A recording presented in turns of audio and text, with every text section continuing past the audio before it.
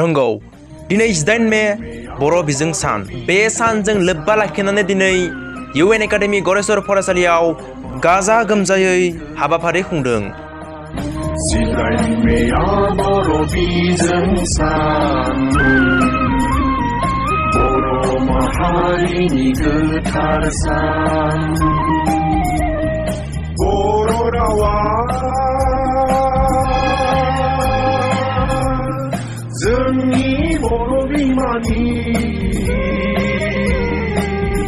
दिनै 8 मे बर' बिजों सान बे बर' बिजों सानखौ जोंनि गरेस्वर UN एकाडेमियावबो गुबुन बोसोरनि बायदि गाजा गोमजायै फालिनो लादों। बे बर' बिजों सानखौ जोङो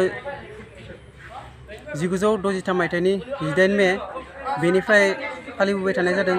मानो होनोब्ला जोंहा बेनि सिगां जिहेथु जोंनि रावजों फरायनो हानाय जि मिडियाम गैयामोन आरो जोङो बेखौ मख'नाय लोगो लोगोनो जोङो बर' थुनलाइ आफादनि बाथ्राखौ रायखांनो गोनां जायो।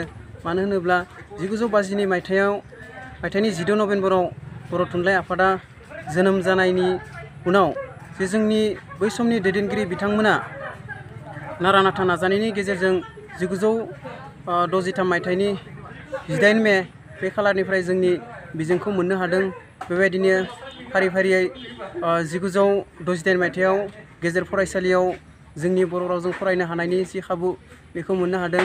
बेबायदिनो फारि फारियै आथिखालाव जोङो जि मुलुगसोलोंसालिसिम बर' रावजोंनो फरायनो हानायनि खाबुआ जोंनि गेजेराव फैबाय। बेनि अनगायैबो गुबुन गुबुन जि आनजाद बेयावहायबो जोङो बर' रावजोंनो जोङो इन्टारभिउखौ होनो हानाय खाबु जाबाय। बेयो जोंनि थाखाय गोग्गाथाव।